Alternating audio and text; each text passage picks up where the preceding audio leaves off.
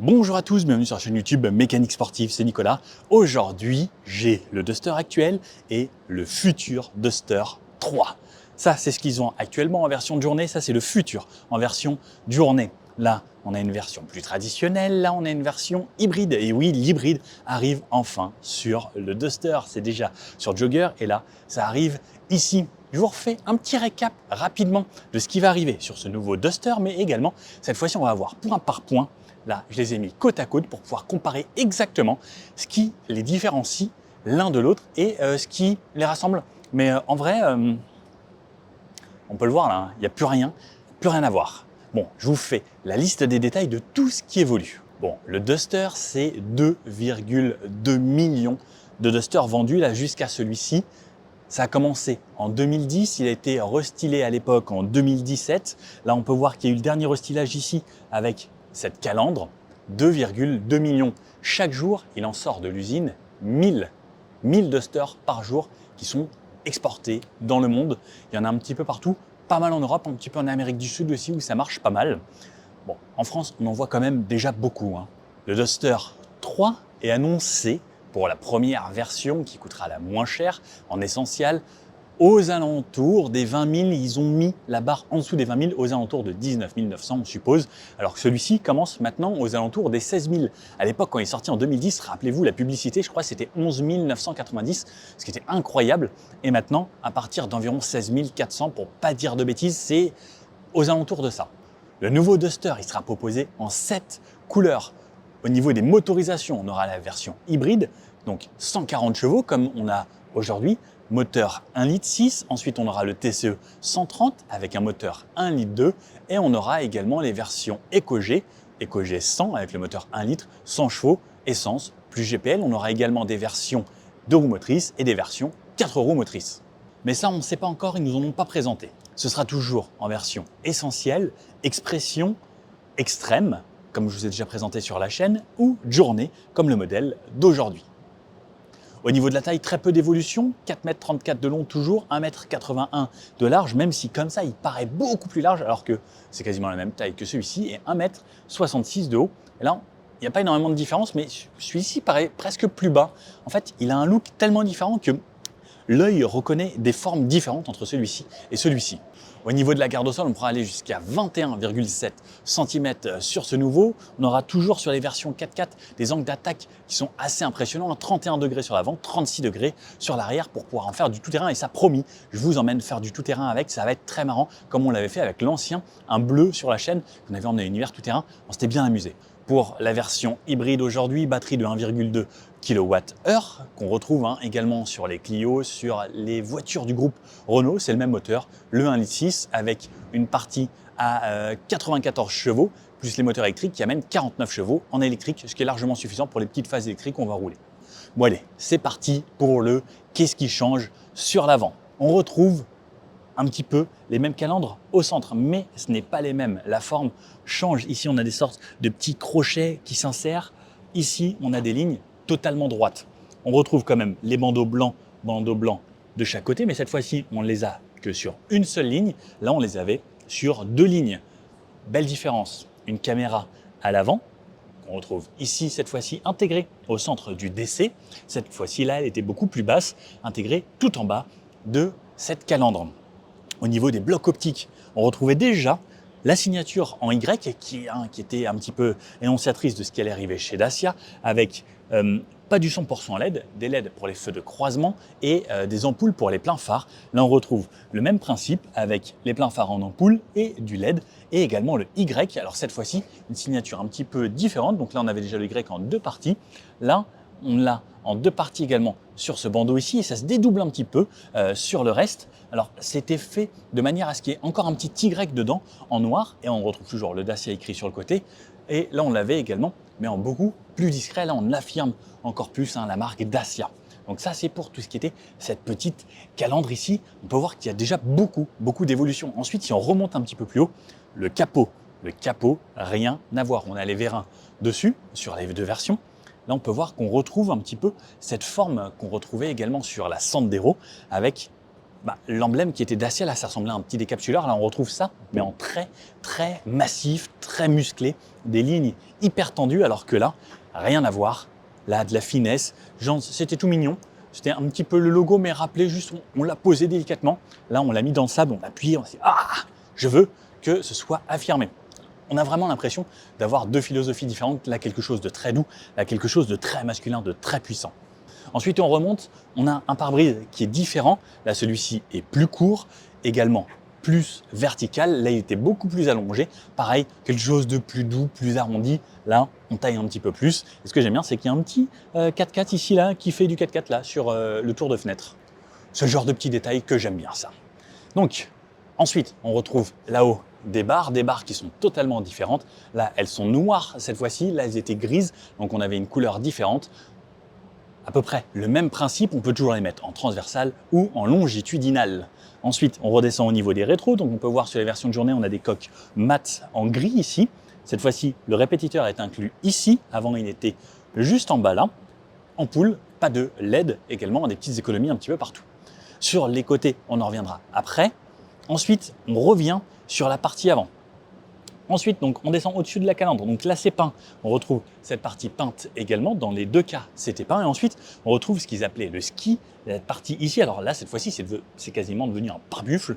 Là, c'était un petit peu plus discret, mais déjà, ça avait un style assez agressif, en fait, quand on le voyait. Mais quand on le compare maintenant, on se dit non, c'est devenu tout mignon. Des anti-brouillards, on retrouve de chaque côté, bien sûr. Également, sur les côtés, là, on peut voir des gros rideaux d'air qui n'existaient pas du tout sur cette version. Ça permet de jouer un petit peu sur le coefficient de pénétration dans l'air, le SCX, qui permet de faire des rideaux d'air sur le côté et mieux guider les flux d'air. Ensuite, dès qu'on s'écarte un petit peu, on voit que là, ça a été élargi encore. Ça donne encore de la musculature à cette voiture avec des arches de roue ici en plastique, alors que là, maintenant, c'était vraiment carrosserie. On avait juste du plastique sur le bas, mais là, toutes les formes, en fait, il y a pas. On a l'impression. Mais je sais pas si vous voyez ces genres de chiens là qui sont hyper musclés ou les chevaux genre compètent là. Ça ressemble à ça, on dirait qu'il y a vraiment des muscles partout, un bodybuilder. Alors que là, on a l'impression que c'est de la finesse, genre gentille demoiselle et là, genre vilain monsieur. Genre. Enfin voilà, c'est comme ça que je le ressens. Vraiment, on peut le voir, c'est totalement différent. Donc ensuite, au niveau de cette partie, donc, on reprend un peu le même principe de quelque chose qui descendait. Donc là, ça descend. Et cette fois-ci, on a une lame ici qui est beaucoup plus proéminente, beaucoup plus affirmée. Alors que là, on retrouvait ça, mais vraiment beaucoup plus bas. Encore rien à voir. La plaque elle est positionnée à peu près au même niveau, donc peut-être un petit peu plus haute sur cette version que sur celle-ci. On retrouve le crochet d'attelage à cet endroit, les anti-brouillards de chaque côté, les petits capteurs de parking que l'on retrouvait également sur l'ancien. Là, il était vraiment bien sur le côté. Là, on en retrouve un sur le côté et un plus à l'avant, alors que celui-ci n'existait pas avant. Donc, on aura peut-être un petit peu plus de précision pour du parking. Également, là, on avait la calandre qui dépassait un petit peu du capot. Là, c'est vraiment aligné directement. Ouais, vraiment différent. Qu'est-ce que vous en pensez? Déjà sur l'avant, lequel vous préférez? Pendant qu'elles sont rangées comme ça, je vous fais l'avant, puis l'arrière, on fera les côtés ensemble en les mettant côte à côte. L'arrière, encore une fois, rien à voir, même si on reconnaît un petit peu grossièrement. Déjà, on commence par l'antenne bien plus balèze. Là, ça c'est la même que la Sandero. Je vous avais fait le petit détail il n'y a pas longtemps là, avec la Sandero Stepway, pas la Sandero Stepway, la Sandero SCE65 contre le Duster. Là, une antenne toute fine, juste métallique. Ensuite, on redescend sur les béquets tout fins, petits, pas trop proéminents. Alors ici, on aurait pu imaginer un troisième feu stop, mais qui était directement intégré derrière la vitre. De ce côté-là, le feu stop est bien intégré ici directement dans ce béquet et il est bien plus musclé. Pareil, des formes très linéaires. Et pareil, donc on revoit une partie plastique ici qui n'existait pas avant. Donc là, pareil, ça amène encore du style. Et ça joue également sur l'aéro. Ensuite, on retrouve vide teinté. On avait vide teinté ici, mais celle-ci est beaucoup plus inclinée, alors que celle-ci était beaucoup plus droite. Ça donne presque un petit peu un air de coupé. Les essuie-glaces, je pense que c'est exactement les mêmes, sauf que celui-ci est un petit peu plus neuf. Ensuite, on redescend un petit peu les badges Dacia, alors qui sont différents. Donc là, on avait une sorte de petit relief. Là, on a une version vraiment à plat. Je pensais de loin que c'était exactement les mêmes, alors que pas du tout. Le relief est bien différent. Ensuite, on retrouve cette barre qui était là également, donc on reprend quand même un minimum des codes, donc partie plastique. On retrouvait une caméra de recul ici, on retrouve également la caméra de recul ici, le petit bouton pour ouvrir le coffre, là également. Ici, c'était pareil déjà un petit bouton. J'en étais plus sûr. On retrouve le Duster ici toujours avec ce sticker un petit peu rugueux. On l'a de ce côté-là, mais cette fois-ci, il est passé du gris clair au noir. Et ensuite, on a même le petit badge hybride, puisqu'on a une version hybride sur cette version. Ensuite, donc là, on peut voir que les coffres n'ont rien à voir. Pareil, c'est beaucoup plus droit. Là, c'était plus des arrondis. Là, différent, on a un gros pli de carrosserie ici qui était beaucoup plus discret ici, mais on reprend pareil ce pli là qui existait ici. Ensuite, sur l'arrière, là, donc pareil, on est dans la démesure. On a l'impression qu'il a mangé beaucoup de protéines, celui-ci, et qu'il est à la salle de sport. Pareil, quelque chose de très solide, toujours le ski qui est teinté dans la masse. Au cas où on frotte ou on le raye, eh bien, on ne verra pas de couleur noire apparente en dessous. Et on a des capteurs. Là également, on en avait deux ici qui n'étaient pas forcément très bien intégrés. Là, c'est directement dans le plastique. Et ce plastique est un plastique spécifique qui s'appelle le Starkel. Donc, on peut le voir au petit pigment blanc qu'il y a à l'intérieur. C'est à cause des matériaux recyclés. Et ensuite, pareil, cette partie-là est ultra travaillée. On retrouve énormément de pièces, bam, bam, bam, bam, un petit peu partout. Je trouve ça assez impressionnant. Ensuite, on va parler des blocs optiques. Donc, celui-ci, si vous avez vu la vidéo avec Clémence, elle disait que ça faisait pas foufou et c'était le truc qui gâchait un petit peu cette version. Alors que là, pareil, ils l'ont bien intégré. On reprend la forme de Y qui part d'ici pour venir s'écarter. Les clignotants, donc on avait des ampoules ici, on retrouve également des ampoules de ce côté-là. Toujours ce Y. On a l'impression que c'est du LED, mais non, pas du tout. C'est toujours de l'ampoule. Là, ici, on avait pareil, cette forme ici, on a l'impression que c'était du LED, mais il me semble que c'était de l'ampoule aussi. Ah, quoique. Soit c'est très bien fait, mais ça en tout cas, c'est sûr que c'est de l'ampoule. Au niveau des volumes de coffre, donc là j'appuyais sur un petit bouton, ça m'ouvrait cette partie, j'appuie ici, hop, c'est la même chose. Alors au niveau des coffres, celui-ci faisait beaucoup plus léger, c'est impressionnant, on a l'impression que celui-ci est beaucoup plus léger. Au niveau des finitions à l'intérieur, là c'est très plastique. Alors là c'est pareil plastique, mais on voit qu'il a été bien mieux travaillé. Et cette fois-ci maintenant on a des petits trucs qui s'appellent des U-clips. Donc on a des accessoires comme celui-ci, par exemple avec une lampe que je peux mettre et je peux les fixer un petit peu partout. Il y a trois trucs à l'arrière. Donc on en a un de chaque côté et un ici. C'est pareil, il y a un pack slip. J'ai fait une vidéo dédiée. Alors c'est mon collègue là-bas qui l'a maintenant cette fois-ci. Mais on a plein de petits accessoires qui peuvent se mettre comme ça, tout comme le pack slip ou même la galerie de toit. Oups. Il avance, je m'appuyais dessus, il n'y a pas le frein à main qui est positionné. Alors, hop, au niveau du volume de coffre, on a gagné un petit peu, rappelez-vous pour ceux qui ont regardé la vidéo, plus 6% de volume de coffre, 472 litres, alors là c'est la version hybride, c'est un petit peu moins, alors j'ai plus la valeur exacte, je sais juste que sur la version 4 roues motrices, ce sera 344 litres, 472 pour les versions essence normalement. De ce côté-là, donc 6% de moins, mais vous me connaissez. Hop, le bonhomme rentre dedans, bien sûr, sans problème. On pourrait rentrer à 2 ici. Donc pareil, on avait aux alentours des 450 litres. Hop, et de ce côté-là, donc on a le seuil de chargement au niveau du plancher. Si on veut, on a le plancher qui peut être rabaissé ou tout simplement supprimé également. Je rentre ici à l'intérieur facilement. Alors la plage a été enlevée sur celui-ci. On a quand même décroché sur les côtés et puis ces petits U-clips et même une prise 12 volts juste ici et on a encore de la place sous ce plancher. La banquette se rabat en 2 tiers, 1 tiers de ce côté-là, tout comme dans l'ancienne version. Et hop, on referme. Vous avez entendu le bruit ? Même au niveau du bruit, ça n'a rien à voir. Les joints ont été retravaillés. Ça paraît vraiment beaucoup plus évolué. Donc c'est parti comme on disait. Là de ce côté-là, on retrouvait un pot d'échappement. Ici, de ce côté-là, on ne voit pas du tout le pot d'échappement. On a juste ici un crochet et les mêmes lumières également tout en bas ici. De profil également, on retrouve 2 voitures totalement différentes. Et là, vous pouvez le voir, ce dont je vous parlais tout à l'heure, quelque chose de beaucoup plus vertical ici et d'arrondi, là quelque chose de beaucoup plus marqué et beaucoup plus incliné de ce côté-là. Et même au niveau des pare-brises, je pense que vous pouvez le voir, cette forme arrondie comparée à cette forme qui est beaucoup plus brutale au niveau de la descente.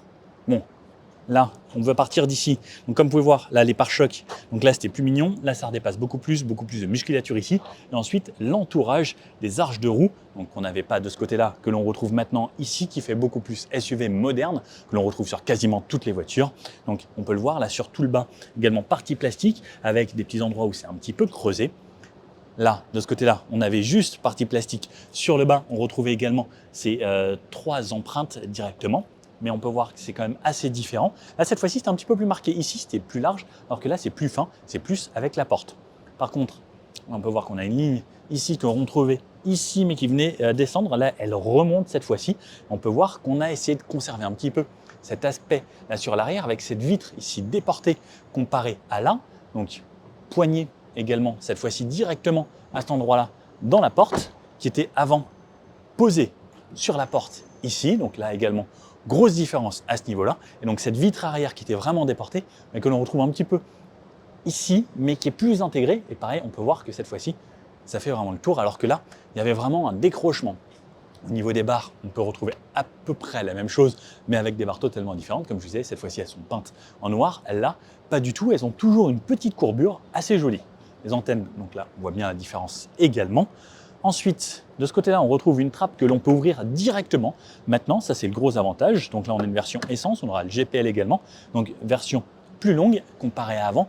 Elle fait beaucoup plus qualitative de ce côté-là, alors que l'autre faisait vraiment très tôle et il fallait tirer le petit crochet sous le siège conducteur. Là, ce n'est plus la peine. Ça, c'est un gros avantage également. Au niveau des jantes, donc on peut voir la différence. Là, on a des jantes en 18 pouces cette fois-ci. Il me semble qu'on n'allait que jusqu'au 17 pouces, si je ne dis pas de bêtises, sur l'ancien Duster. Et ensuite, quelque chose qui marque énormément, c'est ces parties-là. Donc, faites avec du Starkle, c'est une partie qui renforce encore le caractère de ce Duster qui existait déjà également ici, qui incluait d'ailleurs même le répétiteur de clignotant ici, et même sur les versions 4x4, on avait marqué 4WD pour 4-Wheel Drive en anglais, qui était noté sur cette partie que là on ne retrouve pas, mais on a maintenant marqué Duster, et là il n'y avait rien d'écrit. Par contre, on avait marqué Duster sur les barres de toit de ce côté-là. De ce côté-là, il n'y a plus rien d'écrit. Donc le Duster a changé de place, il est passé là-bas au lieu de tout en haut. Ça, c'est les différences principales que l'on peut noter également sur cette voiture. Au niveau du design, on peut voir même que le capot, là, il est vraiment remonté beaucoup plus haut et qui vient s'aligner presque à la ceinture de caisse ici, alors qu'avant, c'était un petit peu moins marqué. On prenait quand même ce principe, mais ouais, on voit quand même une sacrée différence. J'ai l'impression que celui-ci est plus bas, alors qu'ils font quasiment les mêmes gabarits. Et là, pareil, on peut le voir, c'est au niveau de la hauteur, c'est la même chose. Au niveau de la longueur, c'est la même chose. C'est quasiment les mêmes gabarits. Par contre, le châssis a bien évolué entre celui-ci et celui-ci. Les poignées ont également changé pour les portes avant, poignées type frigo maintenant. Alors avant, c'était des sortes de cloches comme ça, bien différentes. Et on avait la serrure ici, alors que maintenant, la serrure est totalement cachée. On n'a plus cette petite partie métallique. Bon, et si on passait à l'intérieur, je vous emmène directement en point de vue de moi, redécouvrir très rapidement celui-ci et vous faire découvrir plus en détail le nouveau.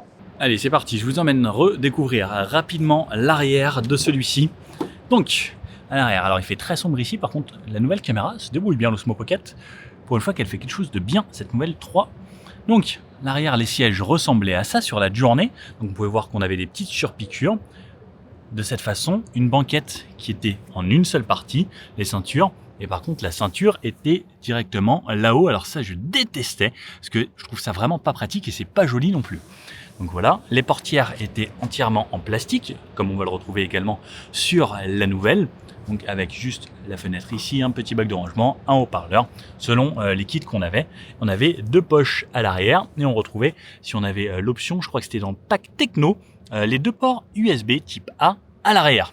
Donc quelque chose de très simple avec un petit tunnel central ici, et je vais vous emmener directement là. Donc cette fois-ci, on ouvre la portière là. À l'intérieur, on retrouve donc quelque chose de mieux fini, un petit peu comme une Sandero, avec des parties travaillées sur le haut, un petit peu texturées. Donc ça reste pareil, hein. Bien sûr, du plastique dur vraiment partout. La fenêtre ici avec le mode auto, donc si on appuie à fond, elle descend jusqu'en bas, la poignée qui ressemble un petit peu à avant. Et là, la banquette a bien changé également, mais ça reste toujours en une seule partie jusqu'au bout. Par contre, les sièges, comme on peut le voir, donc là cette fois-ci, on a une sorte d'effet jean ici que je trouve vraiment joli. La 3e ceinture est passée directement sur la banquette, ça c'est un vrai plus. Les appuis-têtes ont également changé, et d'ailleurs, pour ceux que ça intéresse, je vous ferai une vidéo avec le pack slip. On a un matelas qui est inclus dans le coffre de certaines voitures. Au niveau des ports USB, on peut retrouver des ports USB type C maintenant, donc modernité. Le petit U-clip juste au-dessus, du rangement à cet endroit-là, donc on peut voir que ça évolue quand même vraiment pas mal. On retrouve tout de même ici un tunnel central, on retrouve les poches à l'arrière sur les 2 sièges, les appuis-têtes ressemblent à ça. Toujours pas de toit ouvrant ou vitré, l'éclairage sur le haut, les poignées pour tout le monde sauf le conducteur. On peut voir c'est hyper creusé là sur la partie haute, et là cette poignée. Je vous remontre ensuite l'avant, hein, vous allez voir. Donc pareil, la banquette qui sera en 2 tiers, 1 tiers. Toujours des fixations top taser et Isofix sur les deux côtés. On a quelque chose de franchement un petit peu plus sympa. Et même au niveau de la portière, quand on regarde cette portière comparée à celle-là, l'autre fait quand même un petit peu plus moderne également. Là c'est pareil, c'était plus arrondi comparé à celle-ci qui fait un petit peu plus le style avec la voiture. Allez, c'est parti, on passe à l'avant. Donc ces poignées ici. Donc, je vous refais redécouvrir rapidement celui-ci, mais vous le connaissez quand même assez bien. On avait un petit accoudoir en simili ici avec surpiqûre, tous les boutons pour les fenêtres et les rétroviseurs. La poignée ici qui ressemble à l'arrière, un petit badge entouré ici. Donc, la trappe pour l'essence. Là, on avait le pack avec les sièges chauffants sur cette journée, avec les tapis Duster. Donc, double pédale puisque c'était une version EDC, donc 150 sur cette version, avec le Duster de marqué sur les sièges, avec cet effet ici texturé. À l'intérieur, on avait des airbags également latéraux. Petit accoudoir ici, on avait un vrai frein à main encore, puisque c'était les anciennes plateformes, même si on avait la boîte automatique. Et le Dacia, puisque c'était les versions restylées, avec le lettrage au centre, avec les anciens volants. Également, les compteurs qui étaient encore à aiguille. On n'avait pas de compteurs digitaux. On avait quand même un petit écran de ce côté-là. Alors, hop, si je démarre, normalement... Je ne sais pas s'il se démarre tout de suite, avec le bloc clim qui ressemblait à ça, et vous allez voir, ça a bien évolué, tout comme les aérateurs. Regardez, là, ça faisait un petit peu low cost dans cette voiture. Alors, comparé à une Sandero, on voyait quand même bien la différence. Et cette fois-ci, je vous emmène découvrir le nouveau. Donc regardez, oui, ça je vous le disais tout à l'heure, regardez donc là, le lettrage, donc ressemble à ça, et là, il est blanc partout jusqu'au bout, alors que là il est blanc juste sur le dessus, et là on a un petit entourage noir pour donner un petit peu de relief, mais différemment de celui-ci. Allez, donc l'intérieur, les nouvelles poignées de cette façon, et là on va voir qu'il y a vraiment beaucoup de différences. Alors s'il te plaît arrête de sonner, je crois qu'il démarre plus parce qu'il n'y a plus de batterie, mais je vais vous montrer ensuite directement avec l'autre là-bas, si je peux, pour vous montrer les écrans.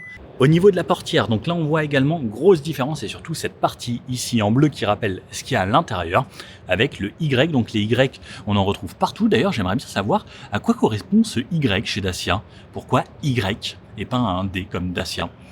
Ensuite, donc on retrouve des parties beaucoup plus modernes au niveau des fenêtres et des rétroviseurs. Donc on peut voir là, c'est quand même beaucoup plus compact. Cette partie qui est comme sur l'arrière retravaillée avec bien sûr tout est en plastique. Là cette fois-ci, on n'a même pas ici de simili. Là c'est vraiment plastique, tout ça est en plastique également. Le haut-parleur ici, si on a le Medianav. Par contre, on a plus de rangement ici qui fait vraiment tout le long de la portière. De ce côté-là, on n'a plus le bouton pour trappe à essence puisqu'elle s'ouvre directement. Les sièges ressemblent à ça, donc on peut voir une sacrée différence, et surtout, on n'a plus le nom Duster, on a le logo Dacia qui est directement écrit ici. Là, toujours cette sorte de jean également sur le bas. On voit qu'on a toujours des sièges assez ouverts au niveau de l'assise et du dossier, ça c'est caractéristique du Duster. Le frein de stationnement est passé ici, donc là, hop, voilà, je viens de mettre le frein à main. Le volant est réglable en hauteur et en profondeur. On retrouve toujours 2 pédales puisque là on est sur une version hybride, donc avec le tout petit sélecteur ici. Alors ça je l'enlève puisque c'est des véhicules de pré-série, hein, des voitures qui ne roulent pas. On retrouve toujours ça va être à mon avis pour les aides à la conduite et autres. Le bouton Eco ici qui bride un petit peu la voiture, la hauteur des feux, et le e-save pour pouvoir rouler en élec un peu plus tard. Et le volant ressemble à ça, donc volant bien plus moderne. Le logo ici, alors c'est plus écrit Dacia, on a le logo directement. De ce côté-là, on peut voir les modes, soit régulateur, soit limiteur. Pas de mode adaptatif encore sur celui-ci, peut-être que ça arrivera un jour. Et régler moins vite, plus vite les vitesses, réinitialiser. Et la lecture des panneaux, ça il me semble, si je ne dis pas de bêtises, ça va être pour faire défiler les menus là-bas et faire défiler ici. Je vous ai déjà fait une petite vidéo là-dessus. Commande vocale, on retrouve une commande vocale maintenant, décroche au téléphone. Derrière, on retrouve les mêmes commodos. Alors, hop, les petits appels de phare qui vont bien. Les clignotants sur les côtés. On a mode plein phare, un mode auto. Chut, chut, ah non, je l'ai réactivé. Chut, flûte, ça perlote. C'est bon, elle ne parle plus. Donc cette fois-ci, vous voyez, il n'y a plus d'aiguilles. C'est devenu des écrans totalement. Donc là, on a 3 niveaux avec 3 affichages différents. Donc, full, cette fois-ci, digital. De ce côté-là, on a les essuie-glaces et un écran ici, donc qui sera maintenant de série. Cette fois-ci, c'est écrit Duster à l'intérieur sur cette partie plastique qui se veut un petit peu bleu, comme on a également ici. Les aérateurs bien plus stylé également, avec cette forme de Y qui est reprise ici, et les commandes de clim, comme on peut retrouver sur des Renault beaucoup plus modernes. Alors, je sais plus si c'est la Zoé qui a ça, ou peut-être même les nouvelles Mégane E-Tech, et je crois que ça ressemble à ça. Donc, la climatisation, les commandes, plus chaud, moins chaud, off, déverrouillage du véhicule, les warnings juste ici. Un petit peu plus bas, on peut voir donc les cartes. Alors, je ne sais pas si ce sera vraiment celle-ci. Donc là, on peut voir Duster, c'est les pré-séries. On a quand même une prise 12 volts, 2 ports USB type C et surtout ce nouveau sélecteur qui est bien évolué. Donc, drive vers moi, il y a même le mode B puisque c'est une version hybride. Le mode parking, donc j'appuie sur le frein, parking ici lorsqu'il restera de la batterie. Et reculer vers l'avant, un petit emplacement pour du rangement. Là, ici, ça ressemble à ça. Et de ce côté-là, on a encore du rangement avec un accoudoir. Alors lui, par contre, l'accoudoir est fixe et un petit peu moussé. Sur cette partie, sur le haut, on retrouve un rétroviseur ici avec les bords fins. Donc on peut voir qu'il a été remonté au maximum. Je pense qu'on ne pourrait pas le remonter plus. C'est vraiment au millimètre. Et là-haut, on a de l'éclairage, alors qui ne fonctionne plus parce qu'on n'a plus de batterie. Et la touche SOS. Le pare-soleil avec pas d'éclairage. Et de quoi mettre son ticket juste ici. Et cette nouvelle texture au plafond, qui est très agréable et qui rend la voiture beaucoup plus qualitative également. Bon, voilà à quoi ça ressemble. Et la boîte à gants, qui est toujours aussi profonde, ça c'est un des gros avantages Dacia.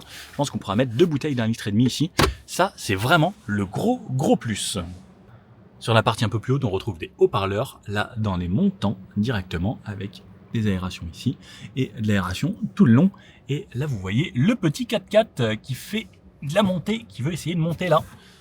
Bon alors, qu'avez-vous pensé de ce face-à-face ou de ce dos-à-dos? Moi, ça m'a fait plaisir de pouvoir avoir les deux pour vraiment comparer les anciennes versions aux nouvelles. On voit vraiment les différences et que ce Duster n'a vraiment plus rien à envier à celui-ci. À mon avis, si celui-ci était un best-seller, je pense que ça ne devrait pas s'arrêter avec cette nouvelle version. Et puis, vous êtes déjà plusieurs millions de personnes à avoir regardé mes vidéos. Merci encore, merci à tous ceux qui s'abonnent, à qui donnent de la force à la chaîne. On est plus de 100 000 maintenant. N'hésitez pas à vous abonner pour les essais et ne surtout pas rater, parce qu'on sera sûrement dans les premiers au monde à vous faire l'essai. Enfin, je serai sûrement un des premiers au monde. Chanceux. Merci à Dacia encore de m'inviter à chaque fois pour vous présenter ces voitures. Donc le petit pouce bleu comme ça, n'hésitez pas à vous abonner. Et puis si vous avez d'autres idées et si vous aimez bien les Dacia, n'hésitez pas à mettre dans les commentaires ce que vous voulez que je fasse. Est-ce que ça vous tenterait qu'on fasse un essai par exemple vraiment routier entre l'ancien et le nouveau? Est-ce que vous voulez faire d'autres essais avec Clémence par exemple quand on se fait des comparos? On a fait la Sandero contre le Duster, on a fait les extrêmes, de la moins chère à la plus chère. Est-ce que ça vous tente? Voilà, vous mettez dans les commentaires tout ça. Et puis je vous dis à bientôt pour une prochaine vidéo. Allez, ciao!